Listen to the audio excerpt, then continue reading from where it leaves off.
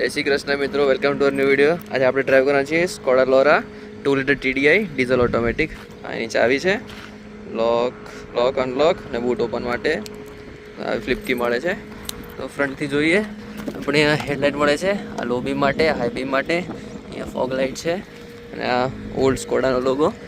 And if I am not wrong અહીંયાથી bonnet open કરવા માટે છે અને ઉપર ક્લિક કરીએ તો બોનેટ ઓપન થાય.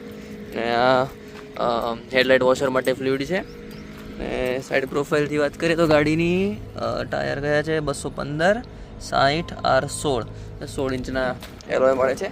એલોયની ડિઝાઇન ઠીકઠાક છે, કુડ હેવ બીન બેટર.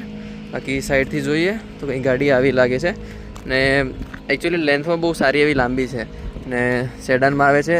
આના કોમ્પિટિટર સિવિક, ઇલેન્ટ્રા અને કોરોલા આલ્ટિસ ને એ બધા હતા. સો ઓલ્ડ સ્કોડા લોગો, TDIનો બેજિંગ ને લોરા ત્યાં લખ્યું. રિવર્સ કેમેરા છે, રિવર્સ સેન્સર બી છે, આગળ ફ્રન્ટમાં બી સેન્સર હતા બાય ધ વે, એ બી તમને બતાવી દઉં. ફ્રન્ટ પાર્કિંગ સેન્સર બી આપ્યા છે, તો એ બી બહુ સારું કહેવાય. 2012 પ્રમાણે બહુ એકચ્યુઅલી આ સ્કોડા લોરાનું ફેસનું વર્ઝન છે. ઓરિજિનલ સ્કોડા લોરા જે લોન્ચ થઈ હતી ને, if I am not wrong 2005 કે 6 પછી લોન્ચ થઈ હતી. અહીંયા કંથી આપણે બૂટ ઓપન કરી લઈએ. જેમ કે સ્કોડામાં સિગ્નેચર છે કે આ મિરર નહીં બટ પાછળનું જે બેક ગ્લાસ હોય એના જોડે જ આખી બૂટ ઓપન થાય. તમને વસ્તુ તમને અંદર મૂકવી હોય તો એ બહુ સારી રીતે અંદર રહી જાય. બૂટ કેરિંગ કેપેસિટી બહુ સારામાં સારી જાય. If I am not wrong 530 litres જેવી કંઈક બૂટ કેરિંગ કેપેસિટી છે. અને આ જે છે ને અંદરથી તમને ખોલવું હોય ને તો એના માટે આપ્યું છે. બાકી સ્પેરુલાનું રેગ્યુલર સાઇઝ નથી આવતું, એક સાઇઝ નાની આવે છે. બાકી અહીંયા પાર્સલ સેલ આપી છે વિથ સમ નેટ, અહીંયા કશું વસ્તુ રાખવી હોય તો. બાકી આને એમ પકડી ને બંધ કરવા માટે છે, ટાઈમિંગ માટે આપણે આને બંધ કરી દઈએ. બાકી અહીંયાથી ફ્યુલ લીડ માટે આપ્યું છે, તો ડીઝલ છે ને બાયોડીઝલ ના પાડી છે, તો બાયોડીઝલ આમાં ના નખાય. બાકી અંદરથી બટન ના હોય અને જસ્ટ સિમ્પલી ક્લિક કરવાનું હોય, જસ્ટ લાઈક હોન્ડા સિટી. એ બી મેં હોન્ડા સિટીના વિડીયોમાં જોશો ને તેમાં બી એવું જ છે ફ્યુલ લીડનું. તો પાછળથી જોઈએ તો બેજ કલરની સીટ આવે છે ને આવું કંઈક સીટ છે. 3 હેડરેસ્ટ આપે છે બટ સેન્ટર હમ્પ એકચ્યુઅલી મોટું છે, તો 3 લોકોને બેસવામાં થોડી તકલીફ પડે અહીંયા કરે. બાકી અહીંયા ડોર પોકેટ આપ્યો છે. બોટલ્સ તો 1 લીટરની આવવાની થોડી મુશ્કેલ છે. બાકી આના સાઉન્ડ સિસ્ટમ છે ને કારમાં ટોટલ 4 સ્પીકર ને 4 ટ્વિટર આવે છે. ને અહીંયાથી જોઈએ તો ક્રોમ ડોર હેન્ડલ છે, mirror window up and down કરવા માટે. અહીંયા હુક બી આપ્યો છે, એઝ વેલ અહીંયા બી હુક છે, તમે જોઈ શકો છો. ગ્રેબ હેન્ડલ્સ માટે અહીંયા લાઇટ છે સેમ આગળ પાછળ બંને જગ્યાએ લાઇટ આપી છે.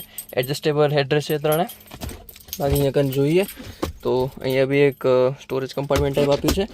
બાકી આને તમે આપણે એક્સેસ કરીએ તો અહીંયાથી બી પાછળનું એક્સેસ થઈ જાય બૂટ કંઈક આવી રીતે. સેમ સ્કોડા ઓક્ટામાં બી આવું જ આવે છે, એ બી તમે જે વિડીયોને ચેકઆઉટ કરી શકો, એમાં બી આવી જ રીતે તમે બૂટ ઓપન કરી શકો છો. બાકી પાછળથી કંઈક આવું છે, તો લેગરૂમ ની રૂમ એડિક્વેટ છે, બહુ વધારે ઓછું બી નહીં. ને સિન્સ સેડાન છે તો તમે થોડુંક લો બેસો છો ને હેડરૂમ બી ડિસેન્ટ અમાઉન્ટ ઓફ છે. થોડુંક સ્કૂપ્ડ આઉટ આપ્યું છે એટલે થોડુંક હેડરેસ વધારે વધી શકે. અહીંયા કને જો હશે જ હમ્પ છે ને પછી છે સેમ અહીંયા કને બી હમ્પ છે. બાકી અહીંયા એક સ્ટોરેજ કમ્પાર્ટમેન્ટ છે, એસીના કંટ્રોલ, 2 બ્લોઅર અહીંયા બી આપ્યા છે, તો એ બી સારી એક વસ્તુ છે. બાકી અહીંયા પાછળથી તમે ડેશબોર્ડ જોઈ શકો તો કેવું લાગે છે. આમાં વુડન ટ્રીટમેન્ટ બી મળે છે, જેમ કે આ ટોપ એન્ડ વેરિયન્ટ આવે છે ને જે સ્કોડા કાર્સમાં, લોરેન એન્ડ ક્લેમેન્ટ, એનું બેજિંગ બતાવી દઉં. લોરેન એન્ડ ક્લેમેન્ટ જેટલી બી સ્કોડા કાર્સ હોય ને ટોપ એન્ડ વેરિયન્ટમાં લોરેન એન્ડ ક્લેમેન્ટ આવે છે. બાકી સિન્સ આ કયું ફ્લિપ કી છે આપણી પાસે એટલે અહીંયા કને આ આપ્યું છે. બાકી જોઈએ તો 3-વે મેમરી ફંક્શન સીટ મળે છે. તો લાઈક ઘરમાં 3 લોકો ચલાવવાળા હોય તો 3 લોકોના પ્રમાણે તમે સેટિંગ અલગ અલગ કરી શકો. ડ્રાઈવર 1 ને આવવું જોઈએ, 2 ને અલગ અલગ તમે સેટિંગ કરી શકો. બાકી બીજામાં આનું જે લો વેરિયન્ટ હતા એમાં ઇલેક્ટ્રોનિક એડજસ્ટેબલ સીટ્સ નથી આવતી, તો એમાં અહીંયા કને એક શું કહેવાય નોબ જેવું આવતું હતું, એનાથી તમે આગળ પાછળ કરી શકો સીટને. બાકી અહીંયા કનથી આપણે આગળ બોનેટ તમને બતાવવું તો ઇન્જિન બતાવી દઉં તમને. ઇન્જિનની વાત કરીએ તો 2 લીટરનું TDI એન્જિન જે સમવત 140 હોર્સ પાવર ને 360 ન્યૂટન મીટર ટોર્ક બનાવે છે. તો એ જ 2 લીટર TDI એન્જિન જે સ્કોડા ઓક્ટામાં બી આવે છે, તો એ બી વિડીયો ચેકઆઉટ કરી શકો છો. બાકી આમાં વાઇપર પર ડ્યુઅલ બ્લેડવાળા જ મળે છે. બાકી આપણે અહીંયા કનથી જોઈએ તો ડોર પોકેટ બી મળી જાય છે, ઓલ પાવર વિન્ડોઝ મળી જાય છે બધા, વન ટચ અપ એન્ડ ડાઉનવાળા સ્કોડાની કારો એટલે.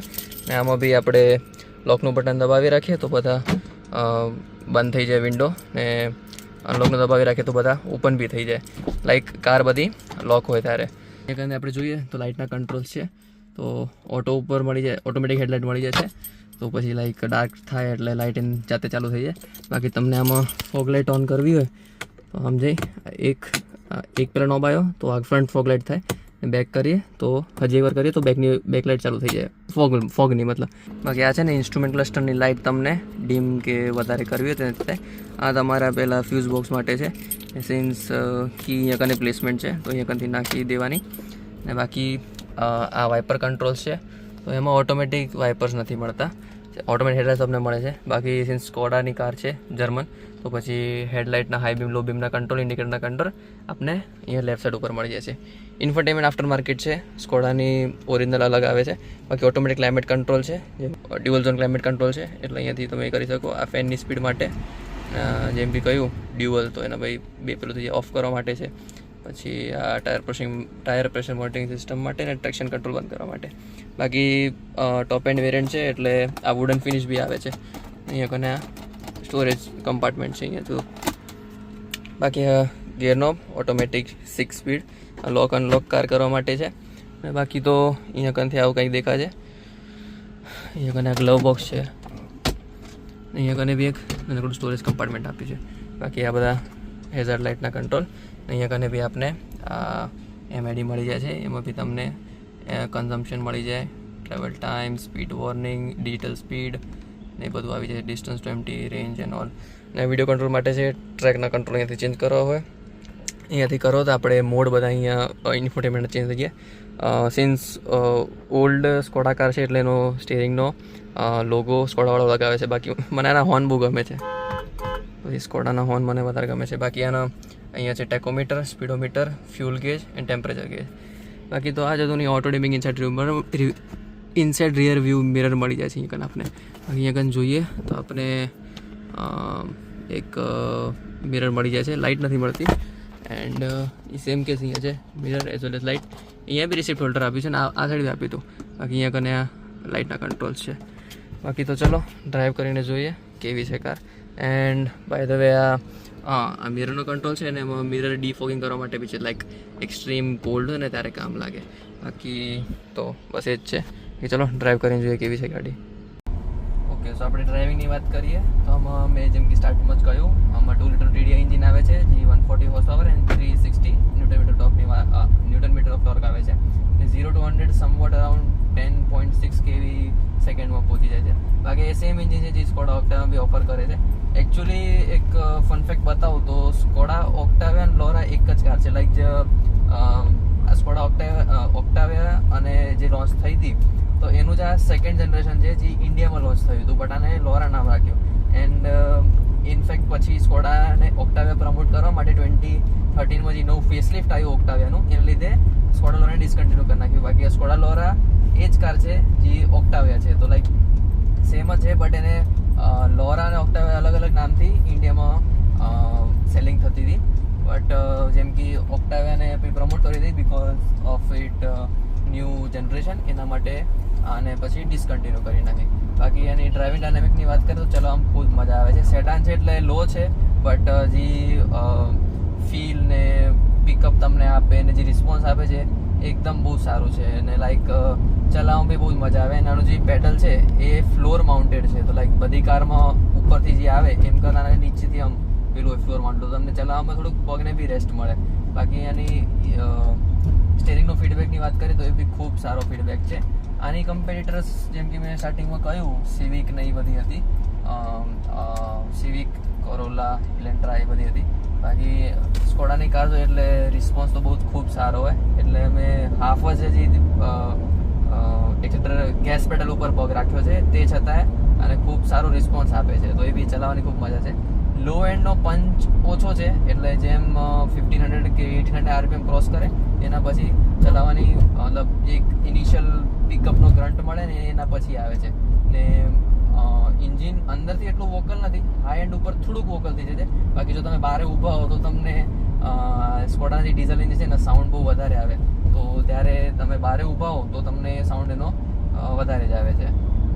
બાકી આપણે એની વાત કરીએ તો એ વખતે if I am not wrong લોરાના સેલ્સ સારા હતા ઓક્ટાવિયા કરતાં, બટ જેમ કે મેં કહ્યું ઓક્ટાવિયાને પ્રમોટ કરવી હતી ઇન ફ્યુચર, એટલે પછી આને ડિસકન્ટિન્યુ કરી નાખી. And another issue LoRa was facing the maintenance issue. મેં પહેલાં ઓક્ટાવિયાના વિડીયોમાં બી કહ્યું હતું કે સ્કોડાની કાર મેન્ટેનન્સ બીજી બધી કાર્સ કરતાં વધારે આવે છે, તો એક આનો ડ્રોબેક થઈ જાય છે. બટ સ્ટીલ જે સ્કોડા એન્ડ વોક્સવેગન જે આ નવા સ્લાવિયા ને બધા પ્રોજેક્ટમાં કામ કરે છે, તો એમાં એ લોકોએ પાર્ટ્સ મેડ ઇન ઇન્ડિયા કરે છે, જેને લીધે થોડુંક ફેર પડ્યો છે પહેલાંમાં મેન્ટેનન્સમાં કહીએ. બાકી જે ઓલ્ડ કાર હતી સ્કોડાની એ ચલાવવાની ને બધી રીતે મજા હતી, બટ એનું જે પાર્ટ્સ ગમે તે કશું બગડી જાય તો પછી એનું મેન્ટેનન્સ બી એટલું જ હાઈ આવતું હતું. બાકી જો તમને ચલાવવાની કાર એન્થુસિયાસ્ટ હો ને તમને ચલાવવાનો બહુ જ મતલબ લાઈક તમને એવી કાર જોઈતી હોય જે સોલિડ હોય ને તમને હાઈ સ્પીડ ઉપર તમને શું કહેવાય સ્ટેબિલિટી આપે, કંટ્રોલ આપે ને જે આપણે કોન્ફિડન્સ કહીએ જે હાઈ સ્પીડ ઉપર બી આપે, એવી કાર જોઈએ ને તો આ બધી કાર બેસ્ટ છે. ગ્રાઉન્ડ ક્લિયરન્સ ઓછું હોવા છતાં લાઈક ઘણો જ લગેજ હોય તો પછી થોડુંક ઇશ્યુ પડે સ્પીડ બ્રેકરને ત્યાં. બાકી આની હાઇટ એટલી બી લો નથી as compare to Honda city and all, but still એક સારી કાર હતી. આપણે માઇલેજની વાત કરીએ તો હાઈવે ઉપર લાઈક બહુ જ આપણે લાઇટ ફૂટથી ચલાવીએ તો 20 અબવ તો આઈ ગેસ આપી જ દે છે, અને સિટીમાં 15 ક્લોઝ ટુ 15 કે અબવ 15 તો મળી જ જાય આપને એવરેજ. તો એ બી એક આનો પ્લસ પોઈન્ટ છે. In spite being a 2 litre TDI engine with 148 horse power, એ બી ખૂબ સારી વાત કહેવાય. આનો મેઇન ફાયદો શું છે, જે DSG ગિયરબોક્સ છે ને એને લીધે આને વધારે એવરેજ મળે છે. બાકી સેમ બીજી ટોર્ક કન્વર્ટર કાર હોય ઓટોમેટિકની એમાં એટલો વધારે એવરેજ નથી આવતું because of the high weight of gearbox. તો એ આમાં પ્લસ પોઈન્ટ છે. ઇનફેક્ટ આનું ફ્યુલ કેપેસિટી બી 58 લીટરનું ફ્યુલ ટેન્ક છે. એમાં બી તમે આમાં રેન્જ છે ને જેટલું તમે સારા એવરેજમાં ક્રૂઝ કરો ને તો રેન્જ સમથિંગ 1000 સુધી પહોંચી જાય છે. સો એ બી એક આનો ખૂબ સારો પ્લસ પોઈન્ટ છે. બાકી ચલાવવાની ખૂબ મજા છે. સ્કોડાએ આને ઓક્ટાવિયા નામથી વેચ્યું તો બી ચાલે, but having Octavia and Laura in the same market like એ વખતે બાજુમાં જ વેચાતી હતી, તો એક હતું એ કારણ. એન્ડ બાકી તો ખૂબ સારી છે ચલાવવામાં.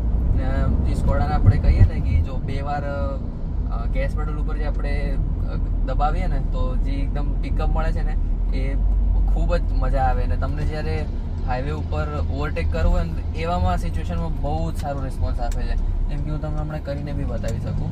1 ને 2 આ જે કર્યું એટલે જે એકદમ આ જો જે પિકઅપ મળી એ પિકઅપ હે ને આમાં થ્રુ જ આવે છે, તો એ બી ચલાવવાની બહુ જ મજા આવે. બાકી રીસેલ વેલ્યુની વાત કરીએ તો સ્કોડાની આમે ઓછી હોય રીસેલ વેલ્યુ, ને આ કાર તો ડિસ્કન્ટિન્યુ થઈ ગઈ છે, બટ સ્ટીલ આમાં તમને કોઈ કાર એન્થુસિયાસ્ટ હોય તો એને આમાં સ્ટેજ 1 કે સ્ટેજ 2 ટ્યુન કરવી હોય તો કારની ઇન્જિનની કેપેબિલિટી બહુ જ વધારે છે. આ બટ ડિપેન્ડ્સ કે લાઈક તમે કેવી કન્ડિશનની કાર લો છો, બિકોઝ જનરલી સ્કોડામાં છે ને ઇન્જિન ચેક લાઇટ ને બધું વધારે આવે છે. તો if you are planning to buy new old Skoda for stage tuning, like તમને ઓલ્ડ કોઈ એવી કાર લેવી હોય સ્ટેજ 1 સ્ટેજ 2 ટ્યુન માટે તો સમજી વિચારીને લેવાનું, બિકોઝ આમાં સિવિયર ઇન્જિન ફેલિયર આવે છે અને એસીના બી ઇશ્યુ કોમન છે સ્કોડા અને વોક્સવેગનની કારમાં. In fact the DSG gear box એ બી આનો એક one of the plus point બી છે, ડ્રોબેક બી છે because of the Indian heat. જે ઇન્ડિયન હીટ આવે છે ને જે સમરમાં ને જે ટેમ્પરેચર હાઈ છે એના લીધે આના ગિયર બોક્સમાં બી બહુ એકવાર તકલીફ પડી છે ને લાઈક 90% સ્કોડા ઓનરે ફેસ કર્યું છે. સો એ હતો આજનો વિડીયો વિશે. જો તમને વિડીયો ગમ્યો હોય તો લાઈક, શેર અને સબસ્ક્રાઈબ કરજો અને આવા જ કન્ટેન્ટ મારી ચેનલને ફોલો કરતા રહેજો. જય શ્રી કૃષ્ણ.